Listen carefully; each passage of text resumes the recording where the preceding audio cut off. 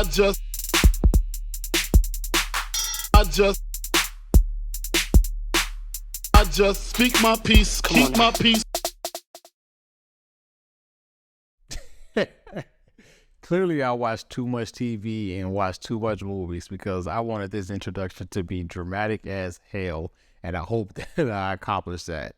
Anyways, welcome to season 6 of the Speak My Peace podcast. As always, I'm your gracious host, Greg Lacey. Like we always do about this time, I hope this episode will reach you all in good health and that you take care of yourself and your loved ones, as we know how vital that is today. Cat's out the bag. I can't hide it. I'm a liar. I can only be honest with y'all. I am a liar. I say that because I did end last season saying that this in-between season break was not going to be as long as it has been. It didn't end up being as long as it has been. But I don't have an explanation. I'm just a liar. But it happens. Life happens, man. I never intend for any of my hiatus to be that long. I said it the previous season, and I'm saying it again. It was just longer than expected. Like, I expected that to be short and come back to you all and give you all season 6, and it just didn't happen that way. Life just be lifing, man. Transitions happen, vacations happen, celebrations happens, trials and tribulations happens. Planning for this upcoming season happen. That's just life. And what I mean by life be lifing is you could be planning for something and you can have this well thought out plan and well drawn out idea of how you're going to execute something, and then the curveball comes and then you have to shift everything. And before I even just say all that, shout out to family that helps you and gives you that hand while life is life. And I'd be remiss if I didn't mention that before I go on for that, because if I didn't have that family help, I probably this break will probably be longer than it is. Going back to those curveball, man, you could be planning for something, and while you're planning for something, you can be inserting little cushions just in case, certain things go wrong, just in case you meet certain road bumps or roadblocks, whatever the case may be, so they can maneuver through it. And despite planning for things to go wrong, something can go way worse than you even expected. And that's what I mean by curveballs, and that's what life is. Like, I didn't expect for this in-between season break to be 6 months long. I honestly wanted to be 2 or 3 months long, come back and then finish off the season and then take another break and come back with another season. Obviously that didn't happen because here we are 6 months later, but nonetheless we are here, and that's what's the most important thing is that we are back here with season 6. Similar thing happened in between season 5 break, was that I didn't intend for that break to be that long, but it ended up being that long, and I ended up, what I believe, giving you all my best season to date. So hopefully this break serves the same purpose, and I'm able to build upon what we did last season and give you all a greater season, because that's what the intention is. Every season, every episode is to get greater. I guess in speaking about last season, now I'll be remiss if I didn't mention this either. Last season was kind of bittersweet. Our last episode was kind of bittersweet because a lot of you all, your introductions to the Speak My Peace podcast came within these past 6 months while I was on a break. So your introduction to the Speak My Peace podcast has been episode 121. And so I was detailing a lot of things in episode 121, just detailing, the depression battle I went through and things like that. And so when that's your introduction to something and then you don't hear anything for 6 months, you may think the worst. And the worst didn't happen. We're back here, we're recording episode 122, but that kind of I kind of felt the way about that, like, damn, that's the last episode and here I am not recording this up for 1, 2, 3, 4, 5, 6 months. I kind of feel a way about that.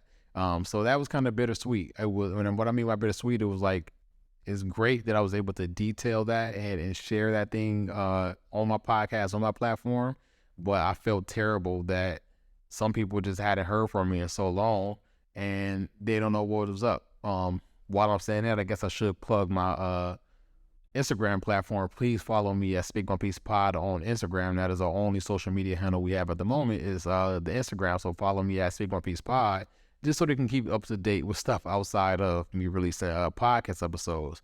But it's neither here nor there. But I definitely felt the way about that, just being the last episode and people being introduced to this platform and to the Speak My Piece podcast platform during that time and thinking the worst. I guess, and also detailing about the last episode while we're here, I should also share that, a lot of times I share things and I get personal and I detail journeys I've gone through, I detail experiences that I had. By the time that I share it on a podcast, I'm so far removed from it, and that's just how I keep control of my life. Like, despite me being transparent and despite me being open with you all, I go through things first, and then I share them with you all. So I experience those things, and then, once I get over them, I'm able to detail it better.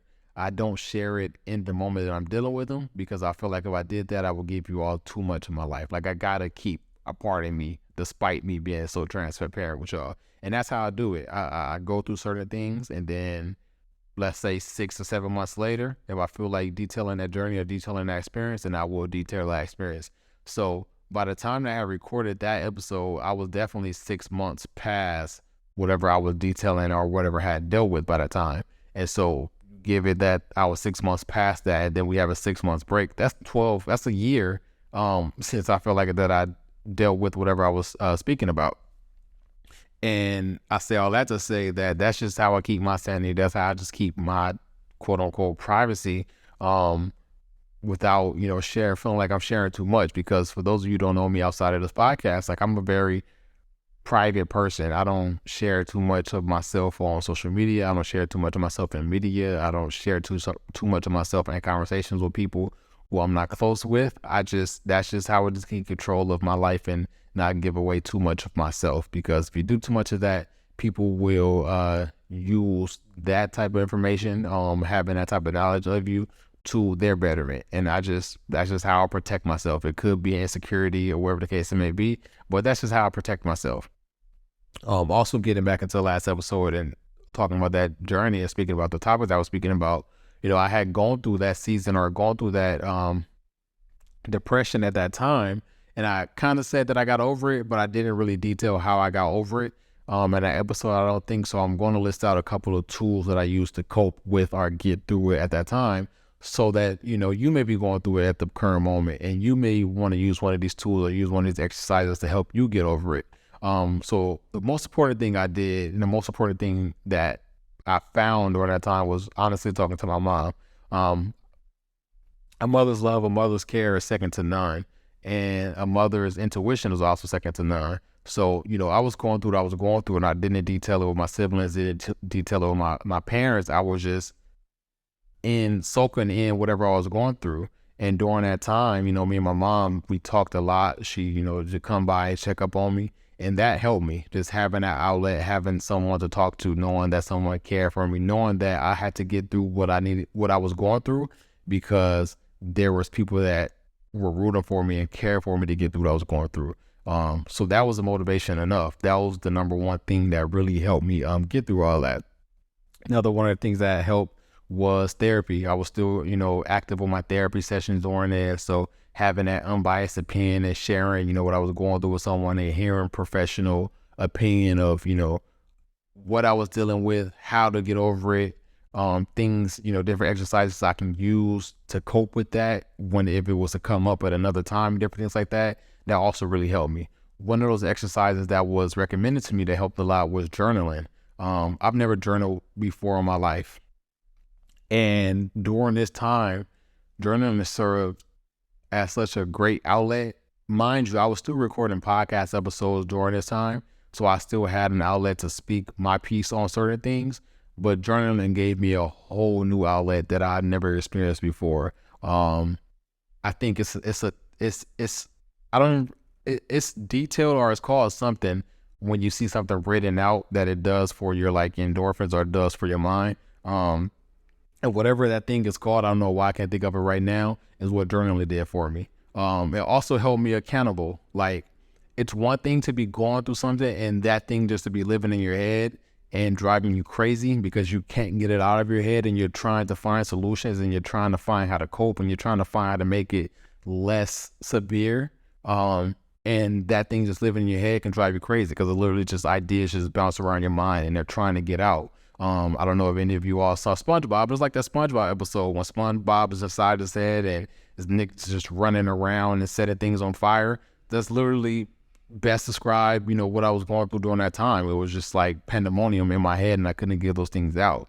So what journaling did, it provided me an outlet to, one, be aware of what I was going through, because I was every day writing out my feelings or texting out my feelings, because I was doing my journaling on my phone. I wasn't actually writing.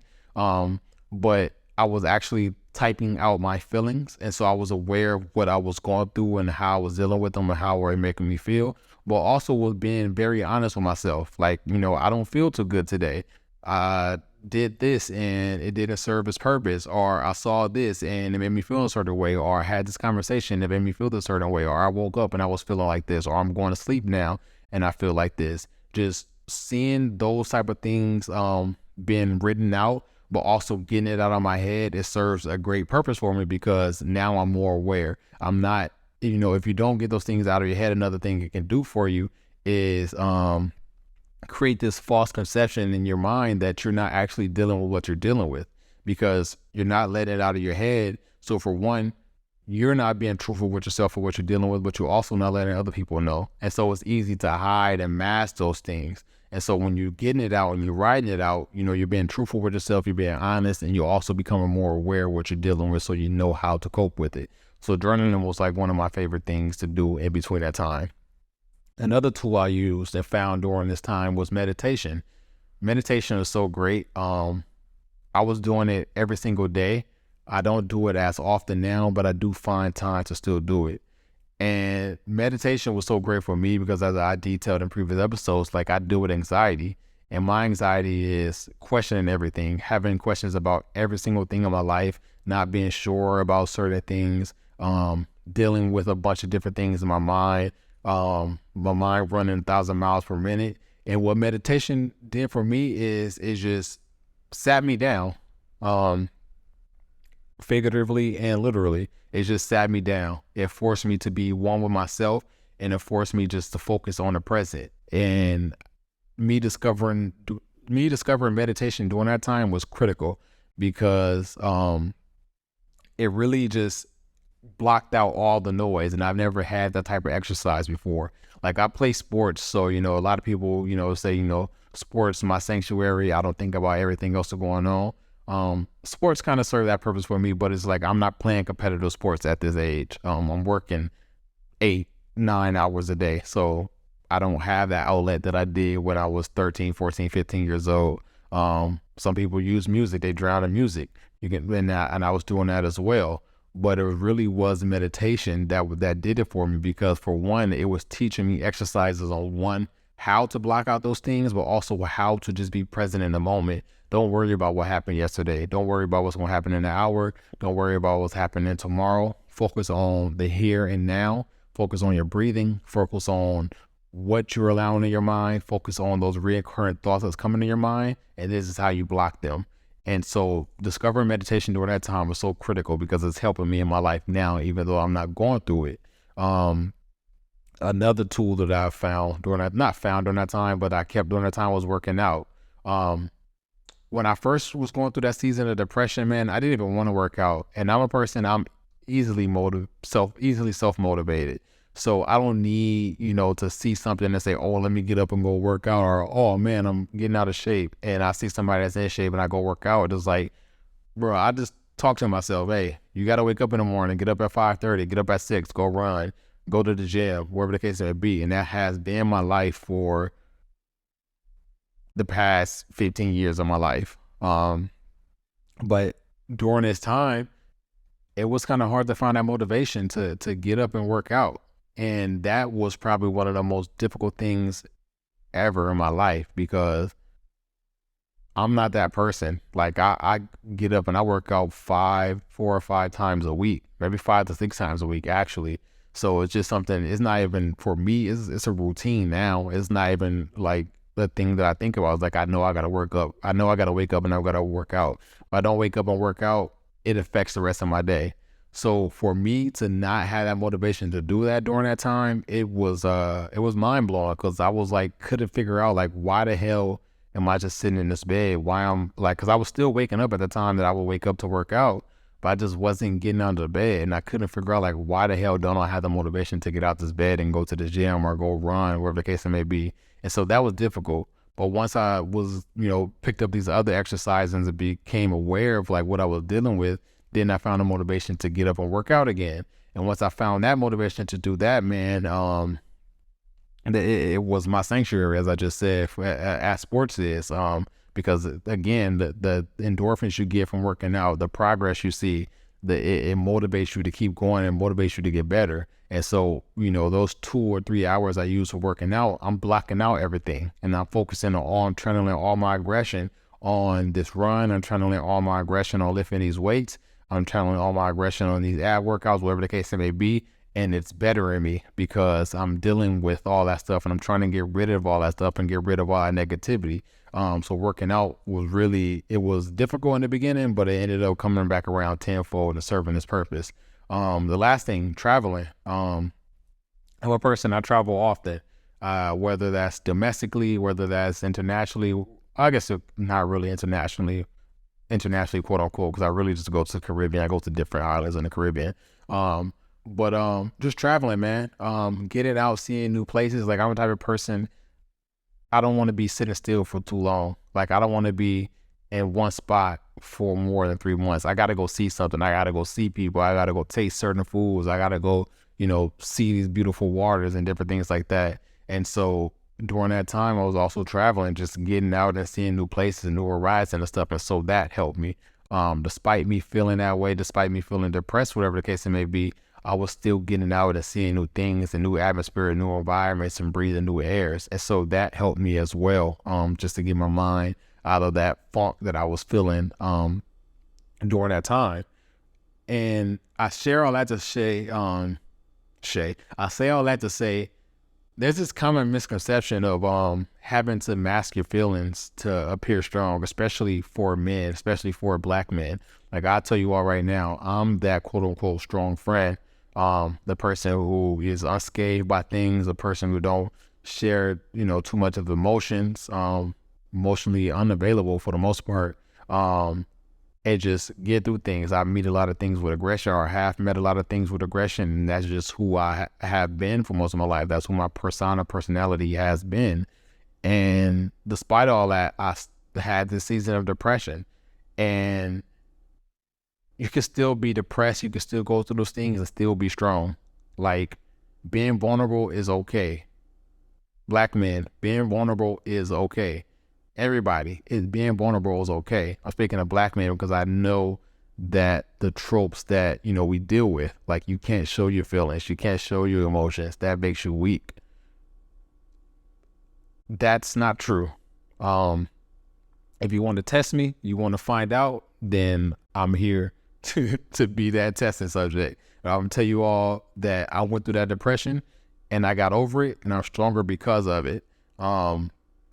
There's more power in detailing your stories. There's more power in detailing your journeys. There's more power in detailing your battles, because it helps the next individual.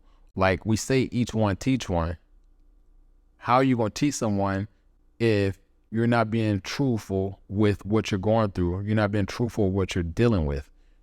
Think about, and whether you're religious or not, we know what we know about the Christian faith. We know about whatever the many denominations on the Christian faith as well. We know how strong and powerful testimonies are. People don't share testimonies because they want to tell people these traumatic things they've gone through and they want pity. People share these testimonies because those things that they dealt with, the things that they were battling and they got over, were so strong that they don't want no one else to have to go through that. They want someone to know that, hey, you're going through something that's difficult. I've been through that and I've gotten over that and I've gotten to the other side of that. I gotten to the top of that hill. So I want you to know that it's okay to get to the top of that hill, or not it's okay. I want you to know that it's possible for you to also get to the top of that hill. And that's the reason why they share these testimonies, and not just because for their health. Like a lot of testimonies that you may hear in church, people don't want to share those things because how terrible that experience was. But if they know that it's going to help the next person, why not share it? The same thing with these motivational speakers, whether you see them on YouTube, whether you see them on TV, wherever the case may be. A lot of these motivational speakers, the root and the core of their story is coming from backgrounds that, they come from nothing. They've been through traumatic experiences, wherever the case may be. And once they got out of those things, when they got over those things, it led them to becoming those motivational speakers. And they share their stories to encourage others. For one, maybe people who may be going through worse situations or worse scenarios, and encouraging them like, hey, you got to pull through because there's a light at the end of that tunnel. And once you get to the end of the tunnel, the opportunities are vast, and it's a whole world to explore out here. And that's the reason why they become motivational speakers, or why they speeches are so poignant and so powerful, is because it's like, I've been through all that, and despite all that, I'm sharing this light with you. And so we got to keep that in mind, man. Sharing these stories, detailing these battles, detailing these journeys, it's okay. Some of these things that we go through, they're so traumatic that it's kind of hard to even imagine sharing those things, because it's like, I don't know how people want to take it. I don't know what the responses are going to be. I don't want to share it because I'm afraid of what the responses might be. But it's okay to share these stories. It's okay to help the next person, because they may be struggling the same way, and their struggle may be different from yours. They may not be thinking about getting through the end of that tunnel. They may be thinking about, their life ends in that tunnel, and that's that. So sharing these stories, it helps people, man. You never know what people are dealing with. Every day, all of us, you listening to this, me recording this, somebody who haven't heard this podcast yet, they're going to hear it in 2 years. They're going to hear it in 4 years. We all go through invisible battles, no matter what. That invisible battle can be, you may have woke up and you realize that you forgot to go to the grocery store last night. So now you can't make your eggs. That invisible battle may be mental health. That invisible battle may be problems with your parents. That invisible battle may be problems with your spouse. That invisible battle may be your children acting up, wherever the case may be. We all go through various amount of invisible battles that we never detail, and we think that we have to fight them alone. But I'm telling you all now, just because of what I've been through, that you share these experiences, you share these stories, it is freeing, but it's also important in that battle to share these things, because once you become aware of it, once you're able to articulate what you have gone through or what you're going through, it allows you to free your mind of those things that are eating your mind up. I didn't intend for this episode to be so melancholic, especially coming off of the last episode, but I just really had to let you all know how I got over that hill, how I saw the light at the end of that tunnel, because it's important to detail these things, man. As we get out of here, man, I have a great season ahead. As I said, I want to build upon what we started last season and just go up. We're going to share a lot of more stories. We're going to get a lot of more personal. And honestly, I can't even share with you all I have planned, because this is going to be another great season. I can just feel it. With that being said, that is the end of the Speak on Peace podcast, episode 122. Thank you all for tuning in. Please like, subscribe, share on social media. Follow me at Speak on Peace Pod on Instagram. Again, that's the only social media that I have at the moment. But please follow me at Speak on Peace Pod. Share the reels, wherever the case may be. I appreciate it. Also, rate and subscribe. Rate and subscribe to the podcast. Please, please, please do that. As we get out of here, my what to watch for this week, we're going to go with Truth Be Told on Apple TV Plus. Season 3 just returned. One of my favorite shows at the moment. Truth Be Told, Season 3 on Apple TV Plus. That's Speak on Peace podcast for this week. I'm out.